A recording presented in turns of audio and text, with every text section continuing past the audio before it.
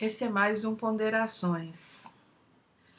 Hoje é domingo, domingo de Páscoa, e como estamos todos em quarentena, a passagem do tempo adquire uma outra intensidade ou até mesmo uma homogeneização muito estranha. Eu tenho conversado com pessoas que às vezes nem sabem qual é o dia da semana, com pessoas que têm dificuldade até para se situar no mês em que nós estamos. E é por isso que hoje eu optei por um formato mais descontraído, para não sobrecarregar. Vamos pensar, vamos ponderar, vamos refletir, claro, mas vamos fazer de uma maneira um pouco mais bem-humorada, menos carrancuda do que está rolando por aí, porque nós já temos problemas demais, todos nós. E aí, meu computador voltou, conseguimos habilitar a câmera, então provavelmente este vídeo não terá eco, vai ficar menos chique que o anterior, mas ainda não sei se está tudo 100%. Vamos ver como é que vai ficar na edição. Eu intitulei este Ponderações de Brincando com Cultura Pop e Política. E eu vou brincar mesmo. Uma dessas noites em que eu não conseguia dormir, e eu já sou uma pessoa bastante insone. Quando jovem, eu costumava dormir onde encostasse, aquela coisa de estar na biblioteca da faculdade e colocar as duas. Sabe, quando você apoia na mesa e de repente acordar meia hora depois no maior susto? E aí, depois dos 30 anos, inclusive quando a minha filha nasceu, eu nunca mais tive uma noite de sono integral. Eu costumo dormir muito tarde e ainda acordo relativamente cedo. E se não fosse a TV por assinatura, eu me lembro quando eu era jovem que os canais tinham horário para terminar e eu penso que se isso fosse hoje, eu enlouqueceria quando estou na insônia. E eu prefiro assistir TV do que colocar a cabeça no travesseiro e ficar lembrando das coisas idiotas que fiz quando tinha 13 anos, o que eu fiz quando tinha 20 anos, como costuma acontecer. Ou de ficar em pânico pensando na vida, pensando no futuro.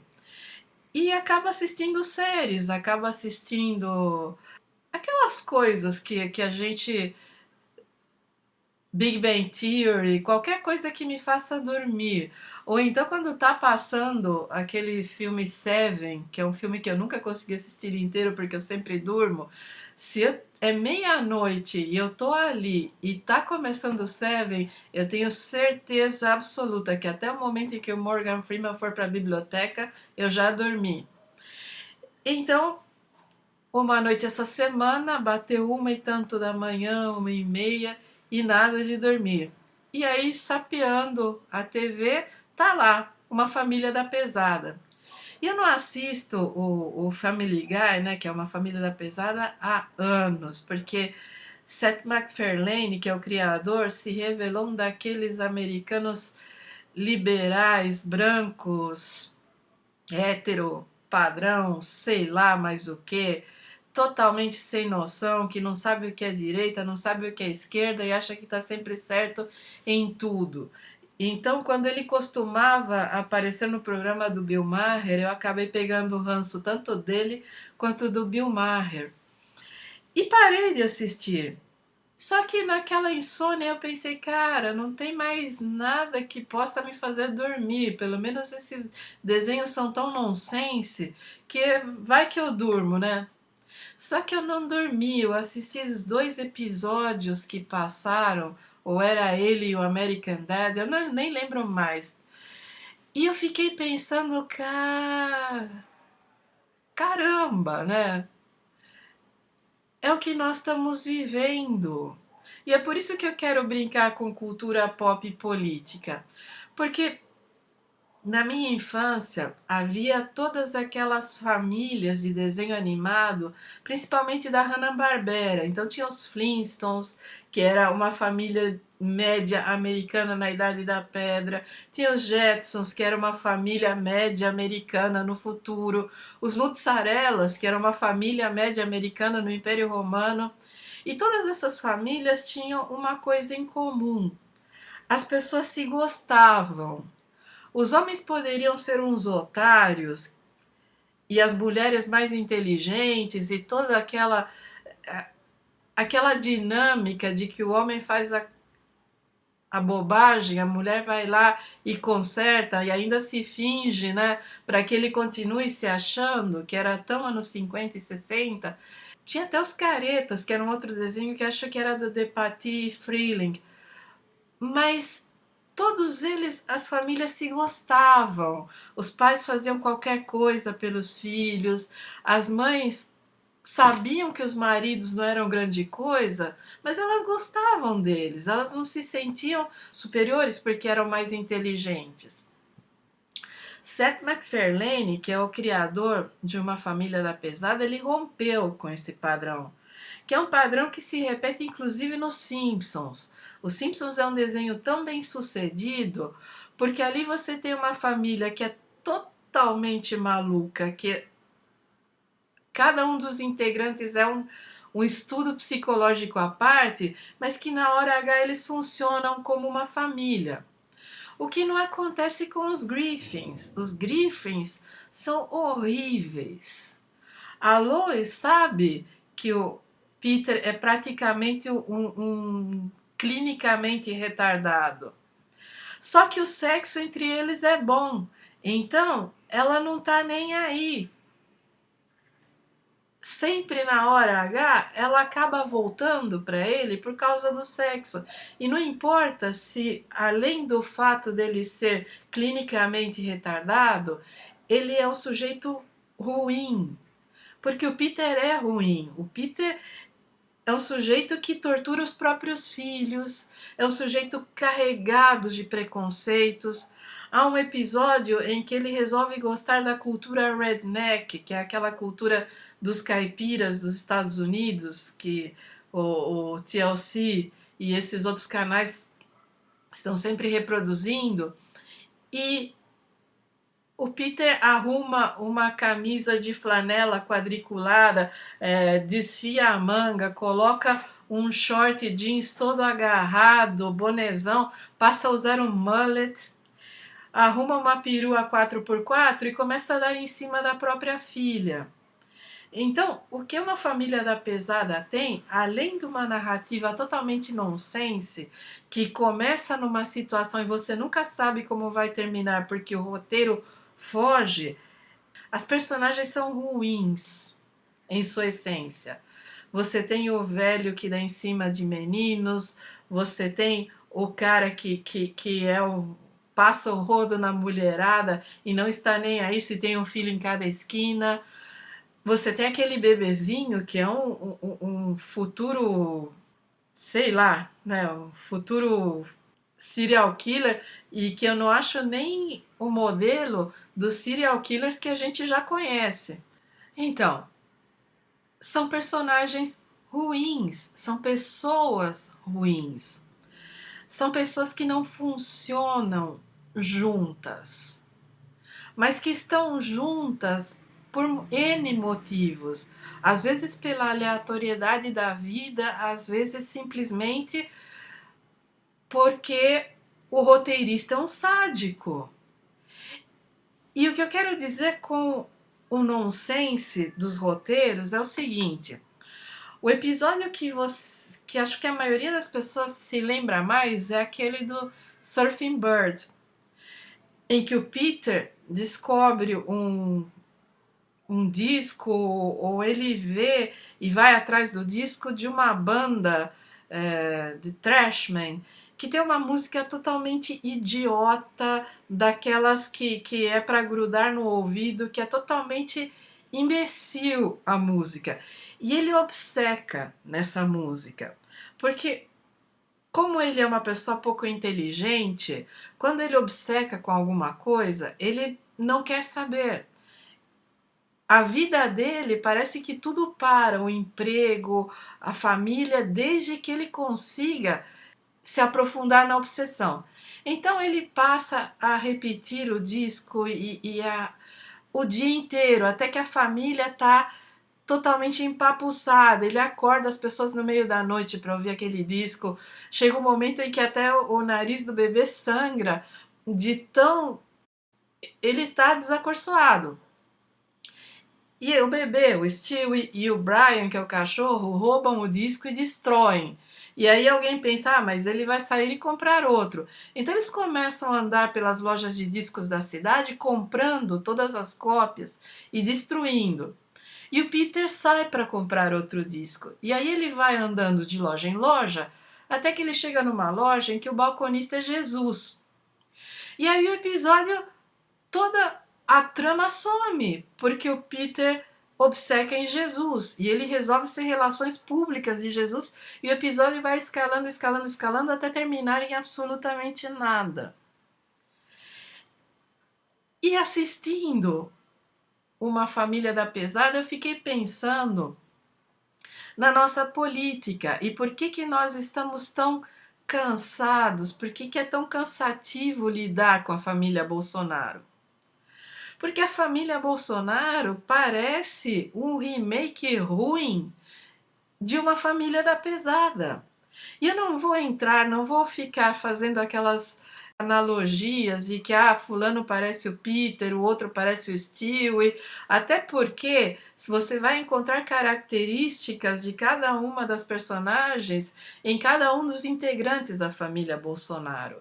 Não é essa a minha questão, mas é a questão de você ter pessoas pouco inteligentes que provavelmente se fossem analisadas e diagnosticadas teriam algum nível de deficiência mental, porque a maneira como todos eles se expressam, a maneira como vivem, a prisão em que eles vivem dentro dos seus próprios preconceitos, não apenas denota pouca inteligência, mas também denota pouca capacidade mental. E é essa coisa de que não parece haver um roteiro. Quando eu vejo essas teorias de conspiração, eu penso, não, mas não é isso, não é uma. Eu tenho visto todo tipo de análises, até o Pedro Cardoso fez uma analogia muito boa entre a prática da tortura e a maneira como o Bolsonaro cozinha alguns dos ministros. E no papel faz sentido, mas quando a gente se vira e olha o dia a dia que a gente está vivendo há 1 ano e 3 meses, e o que era a vida da família Bolsonaro antes mesmo deles se transformarem no governo, não é tão simples. Aquilo parece um escalar e um escalar e um escalar de uma situação nonsense que não se resolve, que acaba em nada, porque o sujeito abandona aquela obsessão inicial e parte para outra. Vocês estão me acompanhando? Vocês estão percebendo o que eu quero dizer? Eu percebi assistindo a Uma Família da Pesada o quanto é desgastante.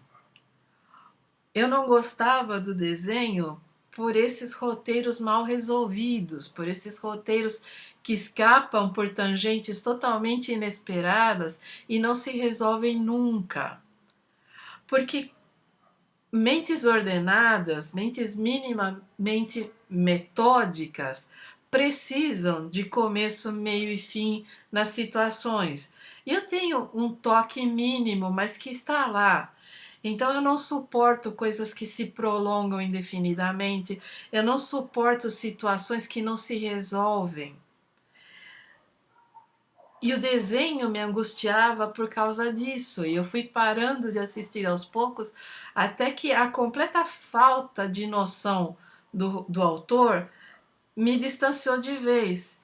E no momento em que eu revi, eu percebi que o que mais me angustia no Brasil bolsonarista é exatamente esse escapar de tangentes, essa coisa que não se resolve, essa angústia que vai escalando, escalando, escalando e depois simplesmente é substituída por uma angústia maior ou pior ou diferente. Nós estamos nessa situação desde o golpe, eu penso, porque Temer também jogava com essa parte emocional. Só que com Temer a gente sabia o que se ater. Porque quem é daqui de São Paulo sabe exatamente quem é Michel Temer. Só não sabe quem passou os últimos 30 anos dormindo. Convenhamos. Nós sabíamos qual era o objetivo do Temer. Com o Bolsonaro, quando nós pensamos que estamos entendendo o objetivo, a coisa foge. Porque ele obceca com uma coisa diferente, porque ele se dirige a alguma coisa diferente. E é claro que existe alguém com a mão enfiada lá, movimentando o fantoche. Porque Bolsonaro não é inteligente, não é uma pessoa capacitada, ele nem sequer teve a capacidade para permanecer no exército. Que olha que o exército vive de gente sem capacidade, vive de gente que saiba cumprir ordens. Bolsonaro não tem a mínima condição, não tem a mínima capacidade mental. E, no entanto, ele está lá e está cumprindo agendas que não são nossas, que não são dele, que são agendas formuladas lá na Yanquilândia. Mas,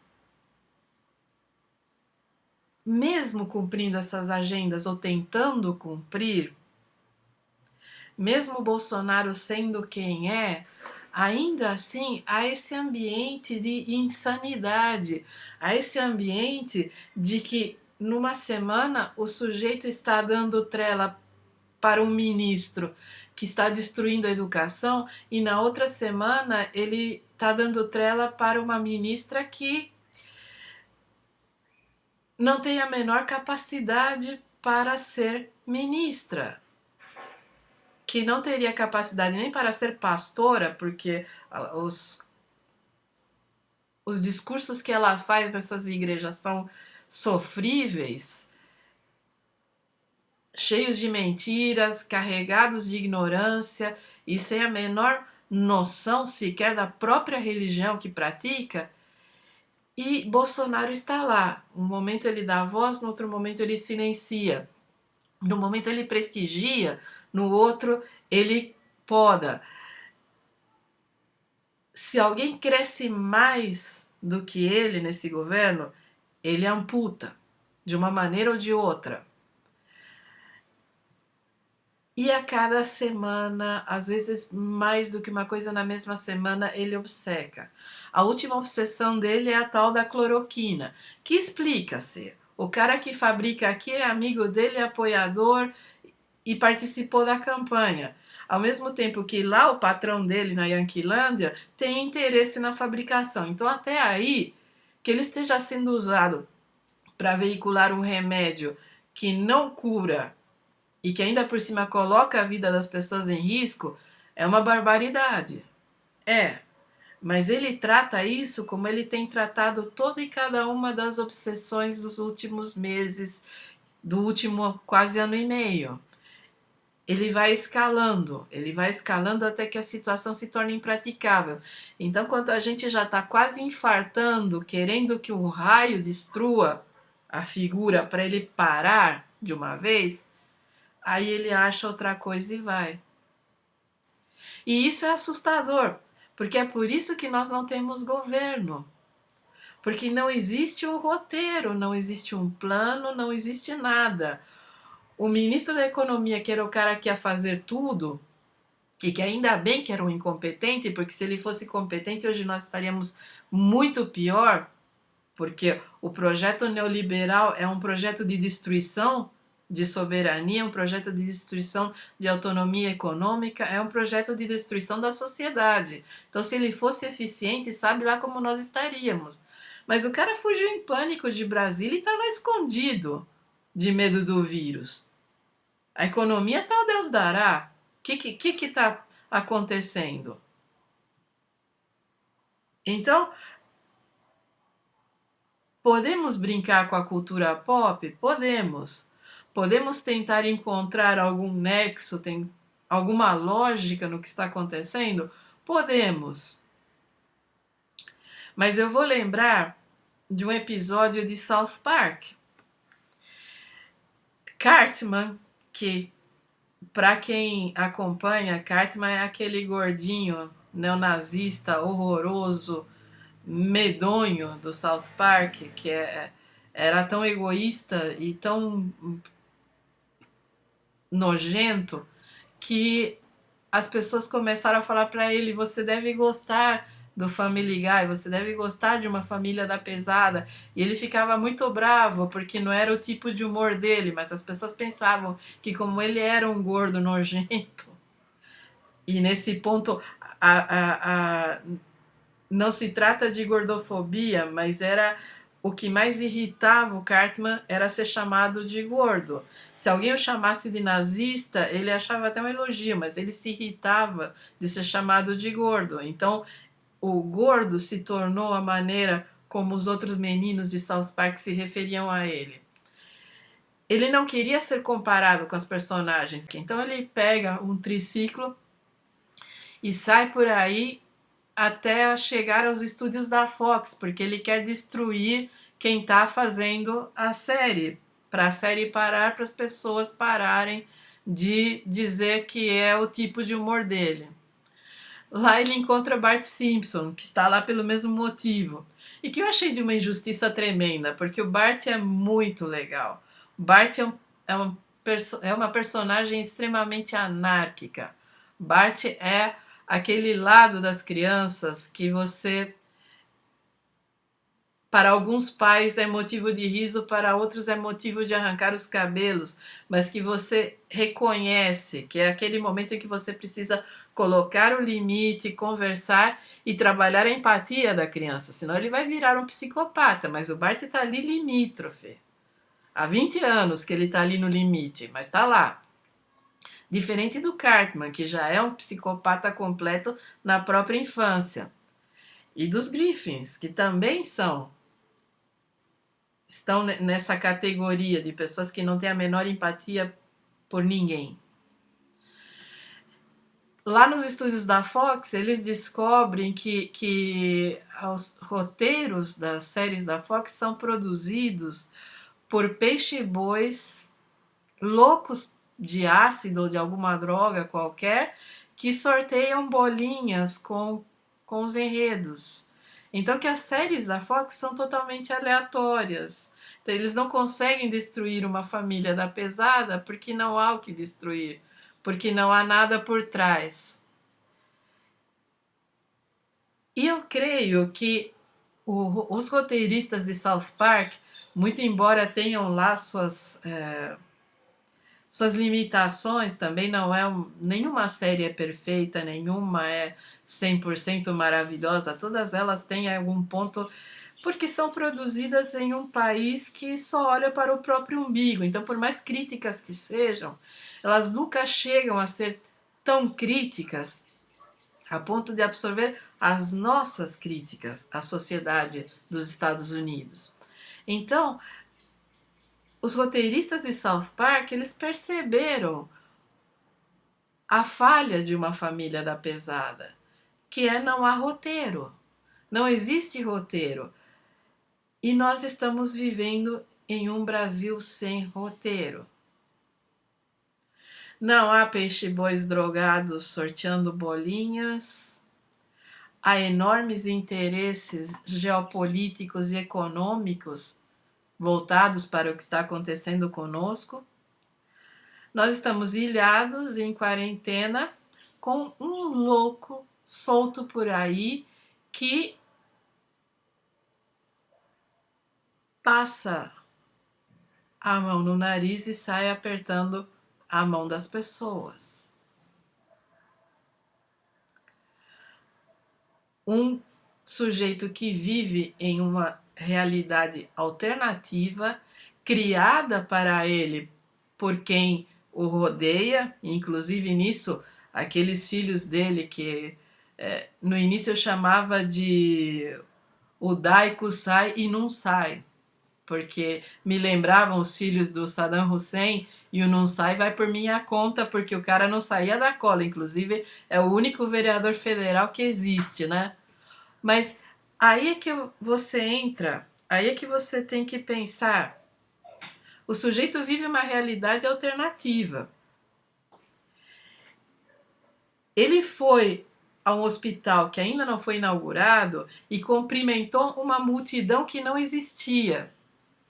E ao cumprimentar essa multidão que não existia, você pensa: ah, certamente depois algum daqueles filhos dele vai inserir uma multidão nas imagens, fazer um Photoshop e vai parecer que havia uma grande recepção aguardando por ele.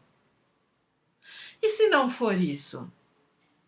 Se ele simplesmente está pensando que aonde vai ele é aclamado? As pessoas filmaram as vaias em uma das padarias que ele foi. Aí ele arrumou outra onde foi aplaudido. Ou será que ele chamou uma claque, aquela claque de sempre que ele usa contra a imprensa, para que o aplaudisse na padaria? Ele está vivendo em uma realidade alternativa. E é uma realidade sem roteiro, como um episódio do Family Guy, de Uma Família da Pesada. Ele vai continuar procurando tangentes a cada vez que uma situação se tornar impraticável. Ele vai continuar procurando tangentes e vai desviar a nossa atenção indefinidamente.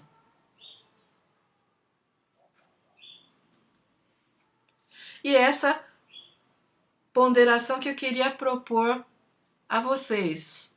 Até quando a gente aguenta? Até quando a gente aguenta essa ausência total de projeto, essa ausência total de roteiro e esse nunca acabar de tangentes e não chegar a lugar nenhum? E não somos só nós. Se nós estamos assim, quem investiu todo o seu dinheiro nesse projeto político e agora está vendo o projeto sendo esfacelado, não só pela economia, mas também pelo vírus, até quando vai aguentar? E é isso. No final do mês, teremos interlocuções, eu vou falar sobre Michel Perrault. E cuidem-se bem, bebam muitíssima água, lavem as mãos sempre, não saiam, não caiam nas armadilhas e não pirem. Não vamos surtar. Queremos estar vivos no ano que vem. Até!